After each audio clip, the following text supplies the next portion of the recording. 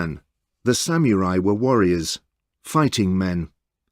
They served a daimyo, one of the great Japanese lords.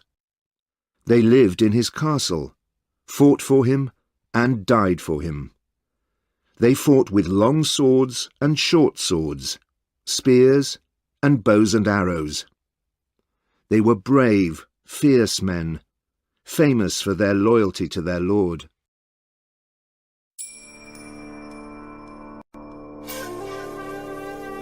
Chapter 1. The Death of Asano. "Good morning, Lord Asano." The speaker was Lord Kira Yoshinaka, a tall man in black. He stood in the middle of a room in the shogun's palace. He watched Lord Asano and waited. Lord Asano Naganori was a younger man, 34 years to Lord Kira's 60 years. He walked slowly across the room from the door and stopped in front of Kira. "Lord Kira," he said coldly, "good morning." And then he bowed, just a small bow of the head. Lord Kira bowed too, an even smaller bow. He smiled, but his eyes were cold. "Are you ready for your next lesson, Lord Asano?" he said. "You have much to learn about palace ceremony, and you are a very slow student. Shall we begin?" Lord Asano bowed again, but did not speak. His mouth was a thin, hard line. Every day Kira called him slow, or stupid, or difficult, and he did not like it. In the shogun's palace at Edo, in the year 1701, ceremony was very important. The right words at the right time of day, the right bow, small or deep, for different people, the right clothes at different hours of the day, the right presents for the right people. This was the way of life in the shogun's palace, and Lord Kira was the teacher of ceremony, for this shogun and for many shoguns before him. After 40 years as a teacher, Kira knew everything about the ceremony of the palace. But Lord Asano knew nothing. He was a daimyo from the country, from Ako Castle, a place 17 days' journey by horse to the southwest of Edo. The daimyo were powerful men in Japan at this time, and were rulers in their own part of the country. But daimyo must also serve the shogun, and every year the shogun called 2 of them to his palace at Edo. "Every day is the same," said Asano angrily, at his house in Edo that evening. "Every day I must do this ceremony or that ceremony. I must stand here or there, bow to this person or that person, and I must do 6 months of this. Every day Kira calls me bad names. I make mistakes because he is a bad teacher." Hayami, one of Asano's samurai, helped him with his ceremonial clothes. Hayami was very good with the bow and arrow, but not so good with words. "Lord, I heard something about Kira," he said. "What?" said Asano. "He likes presents and money. The other daimyo gives him presents or money, and then Kira is happy, and the lessons go well. Why don't you give him a present?" "No," shouted Asano. "I am Lord Asano of Ako, and I do not give presents to the shogun's servants. His job is to teach me ceremony, not to ask for presents." Hayami said nothing more, but he was afraid for his master. Every day Asano came back from the palace with an angry face and angry words. "How is this going to end?" Hayami said to Kataoka, another of Asano's samurai. 4 more months of this. What can I do? We need Oishi here. Lord Asano doesn't listen to me, but he listens to Oishi sometimes.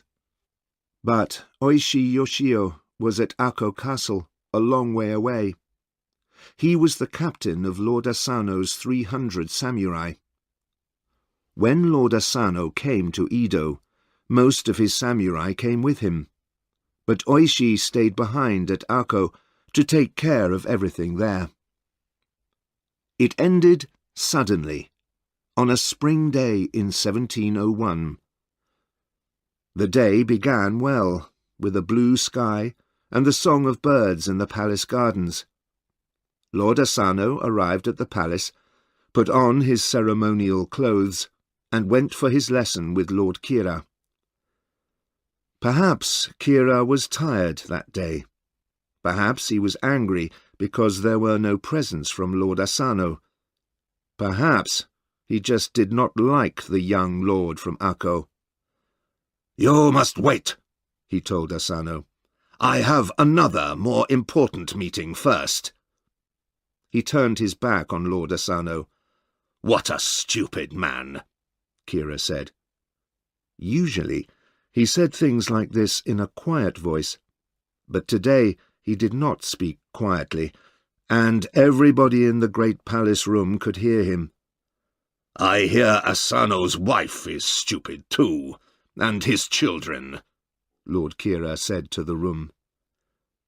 Something broke inside Lord Asano. "Lord Kira! Stop a moment!" he cried. "Well, what is it?" said Kira, turning back to Asano. People remembered this moment for many years. Asano drew his sword and attacked Lord Kira. With a cry, Kira put his hand to his head, but he did not fall. Asano lifted his sword again, but now there were palace guards around him. They pulled him to the floor and held his sword arm. Lord Kira ran away. There was a deep cut on his face. The shogun's palace was a place of ceremony, not a place for fighting. It was a terrible thing to do, to draw a sword and attack someone inside the palace. The attack happened at about midday. At 1 o'clock, the guards took Asano to the house of another daimyo. At 4 o'clock, an order came from the shogun. Lord Asano must die, but because he is a daimyo, he can die the samurai way, with honor. He can commit seppuku. And so it happened. At 6 o'clock that same day, Lord Asano of Ako committed seppuku. He took out his long knife and cut into his stomach, from left to right.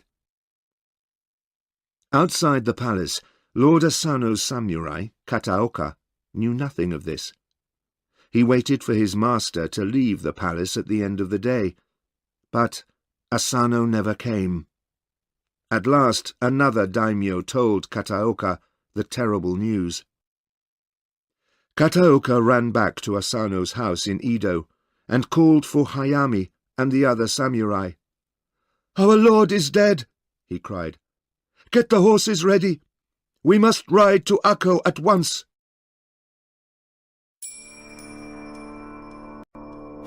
Chapter 2. The Plan.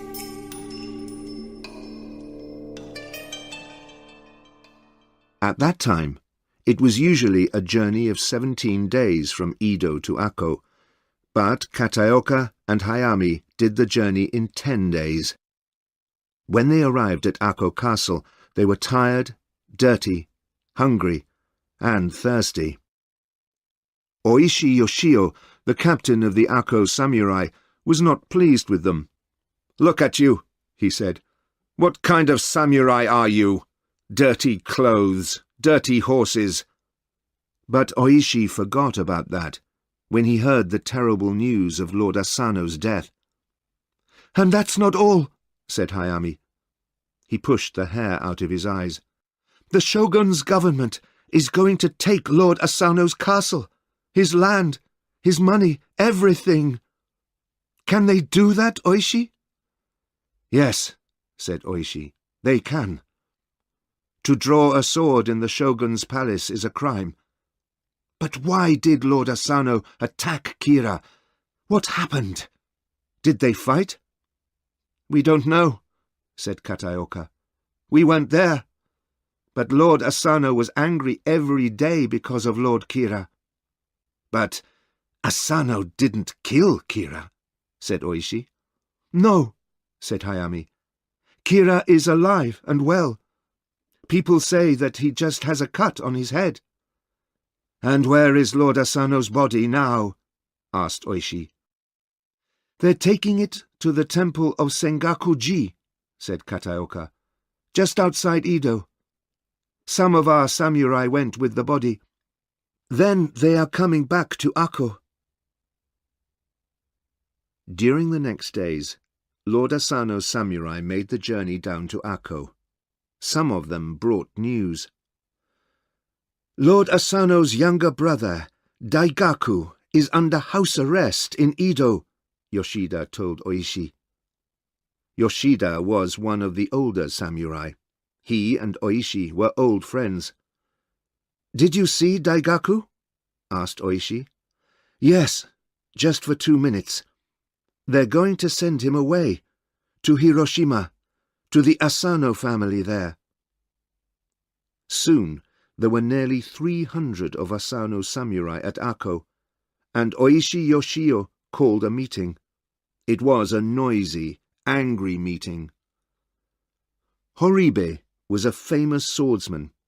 He was a fierce fighter and a brave man, but he did not often stop to think before he spoke. He was the first to speak. "Lord Asano is dead because of Kira," he shouted to the meeting. "Kira is a killer. A man cannot live under the same sky as the killer of his lord. This is the code of the samurai.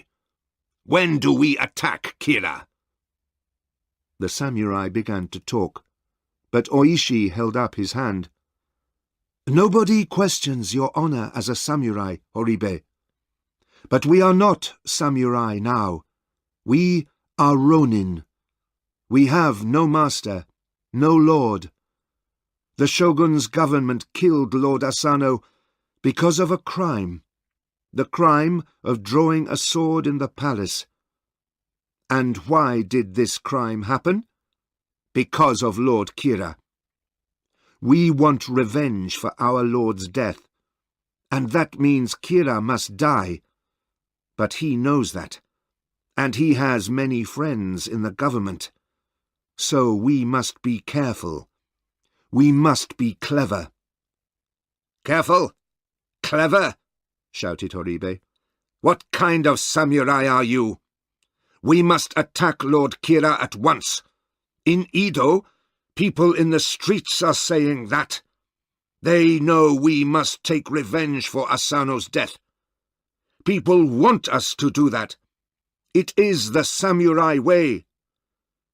"So, you want to die a dog's death outside the palace," called Yoshida. "How many guards are there at the palace? Eh? Tell me that." "Hundreds. We can't get near Kira. He knows we want him, so he has hundreds of guards around him, day and night." "The government is going to take Akko Castle away from the Asano family," called another samurai. "When the government soldiers come here, can we fight them? Can we hold Akko Castle for Daigaku? He's the head of the Asano family now." Kataoka answered this question. "For a week, perhaps, but not longer. No, the Asano family at Akko is finished. We must leave Akko Castle and begin new lives as Ronin." "So, what can we do?" called Okuda, one of Horibe's friends. "Tell us, Oishi, what can we do?" "What do you want?" said Oishi. Do you want revenge? Revenge has a price, and the price is death. We cannot hope to live after we take our revenge on Kira. We must commit seppuku, every one of us. We are samurai, called a man called Hara. Death with honor is always better than a life without honor. That is the samurai code. Oishi smiled. There are brave hearts in this room. Now, go away and think. Think about the samurai way. Where is the road to honor? Can you live under the same sky as the killer of your daimyo? Think long and carefully. Talk to your families, and come back here in 3 days. Or leave Akko and begin a new life. In the next 2 days, many Ronin left the castle. They took their families and went away, perhaps to serve a new daimyo, perhaps to work in the cities, perhaps to go hungry. The life of a Ronin was not easy. After 3 days, Oishi called the next meeting. He and Yoshida stood at the door and watched. Horibe, Okuda, and their friends arrived first, of course. Then more came. 20, 30, 40, 50, 62.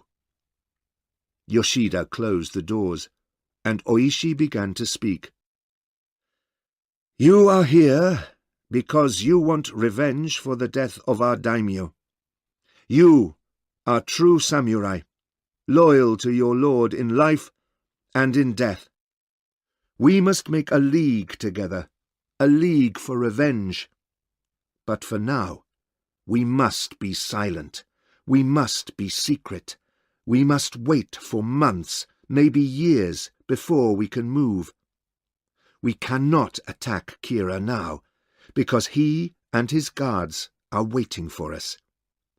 But when he forgets about us, then we can move, because we, the Ronin, we do not forget. We can wait a long, long time for revenge.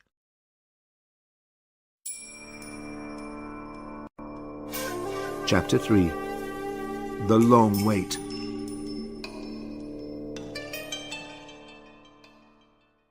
And so it was. The soldiers of the shogun's government came to Akko, took the castle and the land. And then the 62 Ronin left Akko to go their different ways. Oishi talked to every Ronin in the league before they left Akko, and every man had a plan. Some of the Ronin went to Edo. There they found jobs as workmen, guards, or gardeners. Other Ronin went to live in Osaka or other cities. Live very quietly, Oishi told them. Don't talk about revenge. Don't talk about anything to anybody. Meet secretly, and be careful of spies. Kira's men are going to be everywhere, watching and listening all the time. Oishi took his family, his wife and 3 children, to live near Kyoto.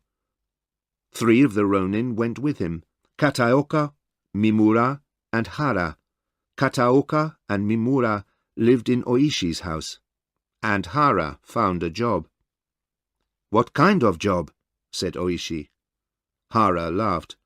I'm teaching boys how to shoot with bows and arrows, he said. That's not a job for a samurai, said Kataoka. But we're not samurai now. We're Ronin, remember? Said Hara. And a Ronin needs rice to eat. Weeks went past, and weeks turned into months. Oishi began to live a very different life now from his old life as captain of the Asano samurai. Every day he went into the town, to the old houses down by the river. He made new friends, and spent his time with bad people. Often he was out all night. Kataoka and Mimura watched this, and they were not happy about it. "Why does he go to these places?" said Mimura. "Why don't you ask him?" Kataoka said. "Not me," Mimura said. "He gets angry when you ask questions. He gets angry at bad news, too. You remember when the news came about the 7 Ronin?" 7 of the Ronin from Akko did not want to be in the league against Kira any longer. The numbers were now down to 55. One day, more news arrived, from one of the Ronin in Edo. This man, Isogai, worked in the shogun's palace gardens. He could watch government workers when they came and went, and sometimes he heard things. He sent this message to Oishi. "Lord Kira does not work in the palace now. His job is finished.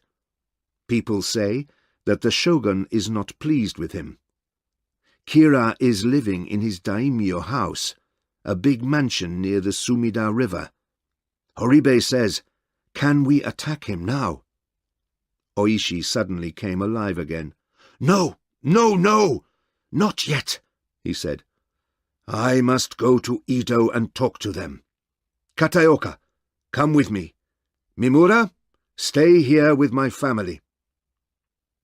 In Edo, Oishi met secretly with some of the Ronin in the league. "Listen," he said. "Kira's wife is from the Uesugi family, and they are very rich and powerful. There are many Uesugi guards around Kira's mansion because he is still afraid of us. We can never get past all those guards with just 55 men. We must wait." "But how long?" said Horibe. "Kira is an old man, and he could die any day. Where is our revenge then?" "Begin planning," said Oishi. "Everybody has swords, but we need armor, spears, and bows and arrows. You can begin to find them, but secretly, and hide them well." Oishi and Kataoka went back to Kyoto, and again Oishi spent his nights in the town with all kinds of bad men. People began saying that Oishi was a samurai without honor. Hara came to visit one day, and was angry. "This is not good," he said fiercely to Oishi. "Where is your honor as a samurai?" "Get out!" shouted Oishi. "Get out of my house!" Kataoka walked with Hara down the street. "What's happening to him?" said Hara. "Why is he doing this?" "It's all right," said Kataoka. "Just go home and wait." It was not a happy house. When he was there, Oishi shouted at everyone, his wife, his children, Kataoka, Mimura, the house servants. Mimura often went out walking in the town, to get away from the house and all the shouting. One dark night he saw the cook from Oishi's house at a street corner, talking to 2 men. When they saw him, they stopped talking, and the cook walked quickly away. Mimura crossed the street to look at the 2 men, but they turned away and went into a house. And in the light from the house doorway, Mimura saw something very interesting. He ran home at once with his news. "Oishi, I think your cook is a spy for Kira. Those men had on their coats the sign of the Uesugi family. It was very small, but I saw it clearly in the light." "Ha!" cried Kataoka. "What shall we do with this spying cook, Oishi? Kill him?" Oishi smiled. "Nothing," he said. "Nothing?" said Kataoka. "We can't do nothing?" "Oh, yes, we can," said Oishi. "This is very good. We want this spy to send news back to Kira. The right kind of news. We know the cook is a spy, but the cook doesn't know that we know. So, this is good for us. He can tell Kira that I am now a samurai without honor. And who is afraid of a samurai without honor? Ah, said Mimura. I think I begin to understand. Good, said Oishi. At last. Kataoka laughed. So, Oishi said, when you talk in the house, be careful. Remember who is listening. Suddenly, he began to shout at them. Get out! I'm going into town, and nobody is going to stop me. Kataoka and Mimura left the room, smiling. Time passed. Spring 1702 came, and then summer. The death of Lord Asano of Ako was now more than a year ago. In the streets of Edo, there was no talk of revenge by the Asano samurai. They were just Ronin, living here and there in different cities in Japan.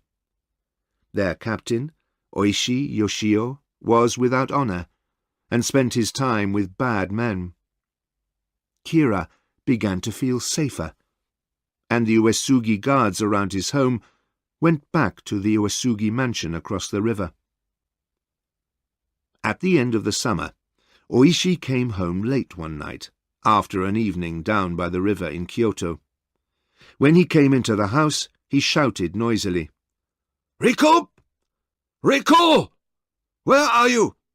Come here!" Riku, his wife of 20 years, came quietly into the room, and Oishi began to shout at her, "I'm tired of you! I don't want to see your face again! Go away! Leave my house! Go back to your father's house! Our marriage is ended! I can find more beautiful girls in the town! Go!" Riku put her face in her hands and began to cry, very quietly. From the other side of the room, Oishi shouted some more. Riku did not move. Then she said, very quietly, "Must I go?" Oishi came and stood in front of her. He put his mouth close to her ear and spoke in a whisper. "The time is coming. I don't want you here in this house when it happens. You know why. So I must send you away, back to your father. The government cannot do anything to you when you live in your father's house. That is best for you and the children." Riku looked into his face. "Yes, I understand. Do you want me to take all the children with me?" They still spoke in whispers, because in that house the walls had ears. "The younger children, yes," said Oishi. "But Chikara is 15, nearly 16 now, and a man. He is ready to be a samurai. He can go with you, or he can stay with me. Ask him. Tell him to come and see me in the morning." Riku looked into his face one more time, then turned to go. Oishi put out his hand and touched her face, just for a second. Then he too turned away. That night he did not sleep. He sat for a long time in the dark, looking out at the stars in the night sky. In the early morning, his son Chikara found him there. "Father, I want to stay here with you. I want to be a samurai, and I am ready. I am a good swordsman now." Oishi put his hand on his son's shoulder. "Good man," he said. "The League needs strong swordsmen like you." He was silent for a minute. "Did you say goodbye to your mother?" he asked. "Yes," Chikara said. "She left an hour ago. She—" He did not finish. "Yes, I know," said Oishi. "But this is the life of a samurai. Come, we have work to do."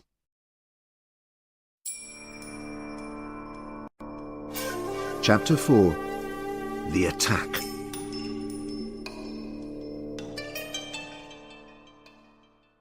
Autumn came. The leaves turned yellow and gold, and fell from the trees. Oishi sent messages to the Ronin, and one by one they began to arrive in Edo. They travelled at different times, and went to different safe houses in the city. Oishi made the journey in November 1702. When he arrived in Edo, he called a meeting in a room above a noisy restaurant. "Now, you must decide, for the last time," he told his men. "Do you want revenge for Lord Asano, or not? Some of you, I know, have young children, or very old parents.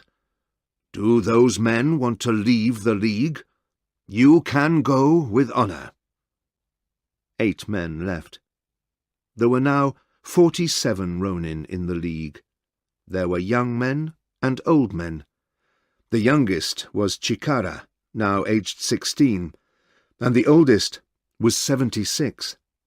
There were brothers, and some fathers and sons, like Oishi and Chikara. In the weeks before the attack, many of the Ronin wrote letters home to their wives and families to say their last goodbyes. They began to get ready. One Ronin had a ground plan of Kira's mansion, and Oishi studied this very carefully. There were high walls around the house, 132 metres on the long side, and 61 metres on the short side. There were 2 gates, one in the east wall and one in the west wall. Inside the walls there was a long building, with courtyards and gardens all around it. "We need to go in at both gates at the same time," said Oishi. "We must have 2 groups of men, one to attack the front gate, and one to attack the back gate." "Yes," Yoshida said. "And we must stop any servant from leaving the mansion.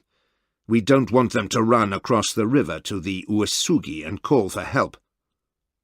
"How many people are living in Kira's mansion?" asked Hayami. "And how many of them are samurai?" "There are more than 120 people inside those walls," said Okuda. "Perhaps about 50 of them are guards. We don't know how many samurai." "What about our weapons?" asked Oishi, looking at Horibe. "The weapons are ready," Horibe said. "Everybody has their swords. We have spears for everybody too, and many bows and arrows, and we have armour." "Good," said Oishi. "So, now, we wait for the right time, when Kira is at home." The right time came on December the 14th, 1702. A dark night with snow falling from the sky. The people of Edo slept quietly, warm in their houses, but the Ronin put on their armour, took their weapons, and waited for midnight. Before they left, Oishi spoke to his men. "At last, we can finish our work for Lord Asano, and take revenge for his death, now nearly 2 years ago. We are here to kill Lord Kira Yoshinaka. We must fight his guards and his samurai, yes, and kill them, but do not kill women and children. We are not here to do that. And remember, you all have a whistle. When you find Lord Kira, blow your whistle." Then the 47 Ronin went silently through the snow to Lord Kira's mansion. Oishi and Hara took their group to the front gate, and Yoshida, with Oishi's son Chikara, took their group of men to the back gate. Outside the mansion, they put signs in the streets. "We, The Ronin from Ako Castle are taking our revenge on Kira Yoshinaka tonight for the death of a daimyo, Lord Asano Naganori. We are not night thieves and do not plan to attack other people. You are safe in your houses." Later, when the neighbours came out into the streets, they saw the signs and went back into their houses. They did not like Lord Kira, and so did nothing to help him. At the front gate, 4 men climbed over the wall and went silently into the guardroom. They fought the guards and tied them up. Then they broke down the gate from the inside, and Oishi and his men came into the courtyard. At the same time, at the back gate, Yoshida and Chikara and their men climbed over the wall into the back courtyard. They tied up the guards there, then waited quietly in the snow. Before the attack began, Oishi sent 4 men up onto the walls with bows and arrows. The great mansion was still dark and silent, and Oishi whispered his orders. "Lord Kira's servants are going to try and run away to get help," he said. "Watch carefully, and shoot them down at once. Nobody must leave." Now everything was ready, and Oishi beat his drum loudly. The sound of the drum told the men at both gates to start the attack at the same moment. The Ronin ran through the courtyards and gardens and broke into the house at the front and the back. By now, everybody in the mansion was awake, and Lord Kira's men, still in their night clothes, came running with swords and spears and knives. Suddenly the night was full of noise, men shouting, the sound of sword against sword, the cries of women and children. In the great front room of the mansion, the fighting was very fierce. 3 of Kira's samurai, all famous swordsmen, fought for a long time, and Oishi's men could not get past them into the rooms behind. But the Ronin fought hard too, and in the end, Hara and 2 other Ronin killed the 3 samurai. Then Oishi's men moved on into the next rooms. At the other end of the long mansion, the fighting was also fierce.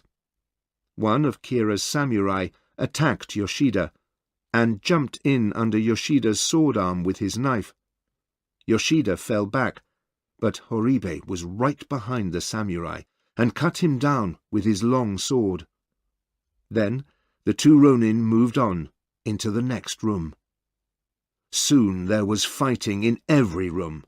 Lord Kira's men fought bravely, but the Ronin were fierce and deadly. Many men died, and some were hurt, but not one of the Ronin died that night. In every room Oishi and his men looked for Lord Kira, but he was never there. At last the 2 groups of Ronin met in the middle of the mansion, and the fighting came to a stop. 17 of Kira's guards and samurai were dead, and the others ran away.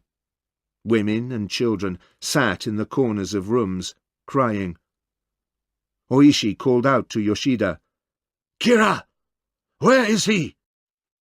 "I don't know," called Yoshida. "He wasn't in the rooms at the back of the house when we came through." "What about the family living rooms?" called Horibe. "Let's look in there again."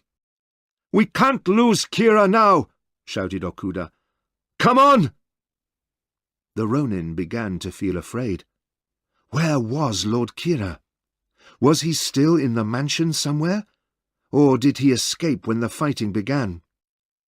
They ran through the family rooms, looking everywhere. In Kira's sleeping room, Oishi put his hand on the bedclothes. "They're warm!" he shouted. "The bedclothes are still warm! He was here not long ago! Find him!"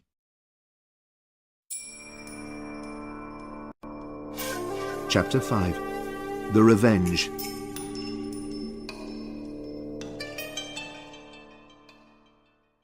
Oishi sent his men in 4 groups to look everywhere, in the house, the kitchens, the gardens, the courtyards, the guardrooms, under the floors.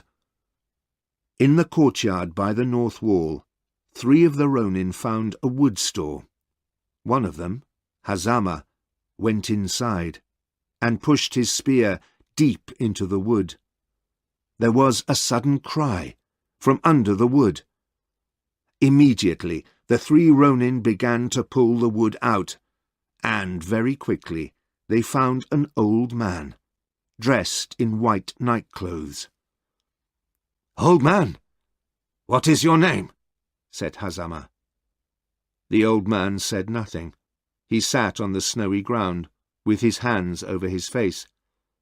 "It's him," said one of the Ronin. "Quick, blow your whistle." When they heard the whistle, all the Ronin came running, with Oishi at the front. Oishi carried a light and held it near the old man's face. "Yes, it's Kira," he said to his men. "See, here, on his head, that old cut. It was a cut made by a sword, Lord Asano's sword. It's in the right place." Oishi stood up and bowed deeply to the old man. "Lord Kira Yoshinaka, we are the samurai of Asano Naganori. We are loyal men, loyal to our master, and so we are here tonight to take revenge for his death. Lord Asano committed seppuku, and so we ask you, Lord Kira, to commit seppuku too, to die bravely, with honor." On the ground in front of Kira, Oishi carefully placed a long knife. "Here, Lord Kira, is a knife. Lord Asano's knife." But the old man did nothing. He sat on the ground, shaking from head to toe, not speaking. Again and again, Oishi asked him to commit seppuku. Again and again, he showed him Lord Asano's knife. But Lord Kira did not move, or put out his hand to take the knife. He did not want to take the road to death with honor. At last, Oisho Yoshio stood up. He bowed again to Lord Kira. Then he drew his sword and cut off Lord Kira's head. The Ronin put a coat around the head and tied it to a spear. It was 3 o'clock in the morning, and their long wait for revenge was finished. "And now," said Oishi, "we must leave at once, and take the head to Lord Asano's grave at Sengakuji. We must do this last thing for Lord Asano, and then we are ready for death. But before we leave," he said, "we must put out the house fires. We don't want to start a fire in the city." The house was full of dead bodies and crying women, and there was no one to take care of things. Edo was a city of buildings made of wood, and fire was a terrible danger. They put out the fires, and 46 Ronin left the mansion. The 47th Ronin, a young man called Terasaka, was now on his way to Hiroshima. Oishi sent him there to take the news of the attack to Daigaku, the brother of Lord Asano. 2 of the Ronin carried the spear with Lord Kira's head, and Oishi walked in front, with Yoshida on one side and Chikara on the other side. They began their long walk to Sengakuji, and in the streets of Edo, people came out of their houses to watch.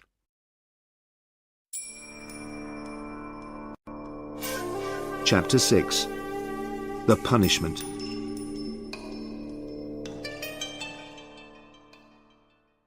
The Asano family graves were next to the temple at Sengakuji, and it was a 10-kilometer walk there from Kira's mansion. The Ronin were afraid of attack from the Uesugi guards, so they kept away from Edo Palace and walked on the eastern side of the Sumida River until the Eitai Bridge. Then they crossed the river. Oishi sent 2 of the Ronin to Edo Palace to take the news of the Ronin's revenge to the government. In the first light of day, more and more people came out into the streets, talking and whispering about the killing of Lord Kira and the revenge of the 47 Ronin. The news ran like fire through the city. And the people liked the news. "What brave men!" they said. "What loyal samurai! These Ronin waited nearly 2 years to take their revenge. That is the samurai code. They are true samurai, like in the old days." The Ronin passed Zojoji Temple and began to climb the hill to Sengakuji. When they arrived at the temple, they washed Lord Kira's head in the well.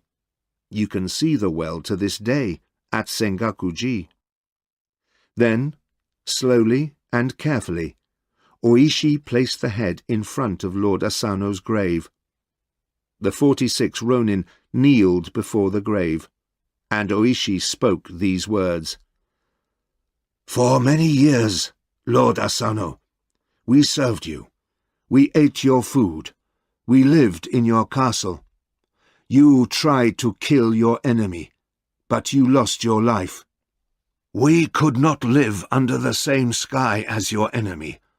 Last night, we finished your work and took revenge for your death. Young and old, we, the Ronin of Akko, are your loyal servants.